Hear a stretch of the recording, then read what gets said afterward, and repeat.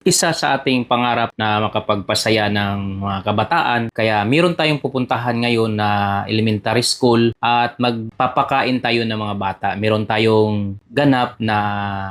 tayong pupuntahan na isang feeding program na isa ako doon sa kasali o kagrupo sa organisasyon na yon na kung tawagin ay BCRC or Biliran Charity Riders Club. Isa tayo sa founder ng grupo na yon, riding community, at ang advocacy natin ay magbigay ng tulong o charity sa mga nangangailangan. At yung napili naming pupuntahan ngayon at papasyalan ay yung mga kabataan, yung mga elementary doon sa Iusan Elementary School, at papasayahin natin yung mga bata, papaisnakin natin. Pero sa lahat ng mga hindi nakakilala sa akin o kung ngayon pa lang tayo nagkita, ako nga po pala si John Ray Salud, ang dating OFW, dating Marino, at ngayon ay isang baguhang entrepreneur at isang baguhang content creator. At nandito na nga po pala tayo sa Barangay Tamarindo. Ito yung pinaka-shortest way na daanan ko mula doon sa proper town ng Naval. Dumaan tayo ng Sabang, Barangay Sabang, umakyat tayo dito papuntang Tamarindo at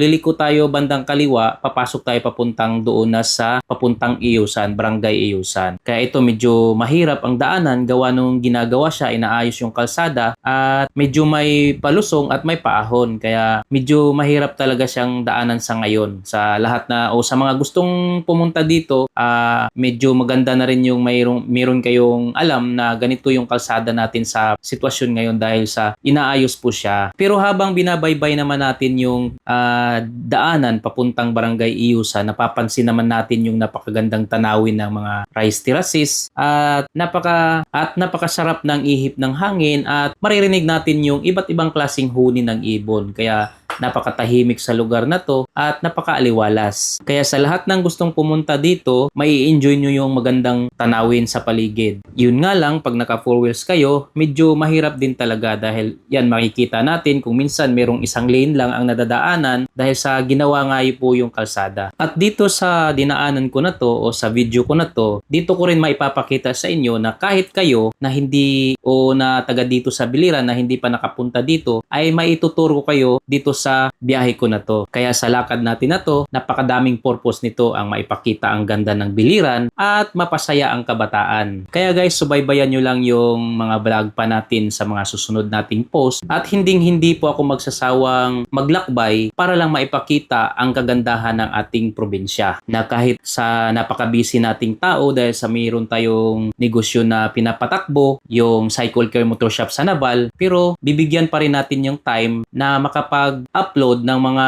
magagandang tanawin dito sa probinsya ng Biliran. At sa mga hindi nakakaalam, ang Barangay Iusan ay isa sa mga barangay na bayan ng Almeria sa probinsya ng Biliran, sa rehiyon ng Eastern Visayas. Isa itong rural na barangay na matatagpuan sa kabundukan, kaya likas na malapit ang pamumuhay ng mga tao rito sa kalikasan. Noong unang panahon, ang lugar ng Iusan ay tinirhan ng mga unang magsasaka na naghahanap ng matabang lupain para sa pagtatanim. Dahil mabundok ang lugar, ginagamit ng mga ninununo ang kanilang talino at sipag upang gawing hagdan-hagdang sakahan ang lupa. Dito nabuo ang kilalang Iusan Rice Terraces na hanggang ngayon ay simbolo ng tiyaga, pagkakaisa at pagmamahal ng mga residente sa kanilang lupaing sinilangan. So dito natin makikita ang isa sa pinakamagandang rice terraces dito sa probinsya ng Biliran, particularly dito sa Barangay Iusan, Almeria, Biliran. Ang pangunahing kabuhayan ng mga taga-Iusan ay pagsasaka, lalo na ng palay, mais at ibang pananim. Ang simpleng pamumuhay, pagtutulungan ng mga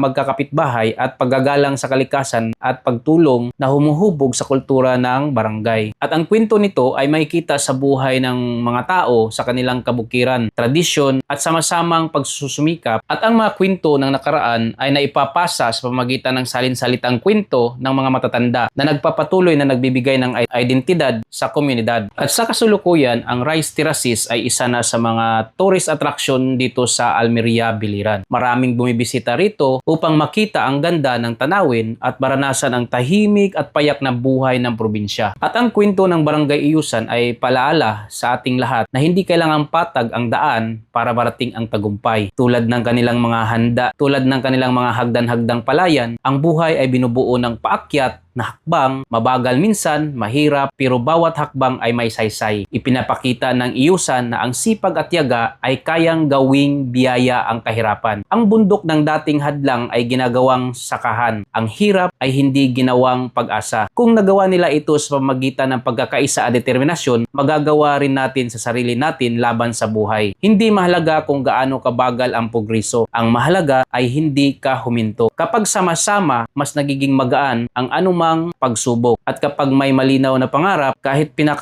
ang pinakamatarik na landas ay nagiging daan patungo sa tagumpay. Kaya sa lahat ng mga nanonood at nakikinig, kung nasaan ka man ngayon sa buhay, tandaan mo ang bawat maliit na hakbang ay bahagi ng mas malaking kwento ng tagumpay mo. At nakarating na rin tayo dito sa Iusan Elementary School kung saan gaganapin natin ang food feeding at papasayahin natin yung mga kabataan dito. At guys, kung isa ka sa mga nagmamay-ari ng scooter na motor o mga fuel-injected na motor o kahit anong motor dito sa probinsya ng Biliran o katabing isla dito ng probinsya ng Biliran, pwede nyo kaming bisitahin para ma-experience yung service namin dito sa Cycle Care Motor Shop dito sa Naval. At hanggang dito na lang guys sa video ko na to, at kung meron kang natutunan o nagustuhan mo ang video ko na to, paki-like, share, and follow my Facebook page at YouTube channel, at pahit na rin ng notification bell para lagi kayong updated sa tuwing may upload ako na video. See you next time, Just Daily Vlog. Bye!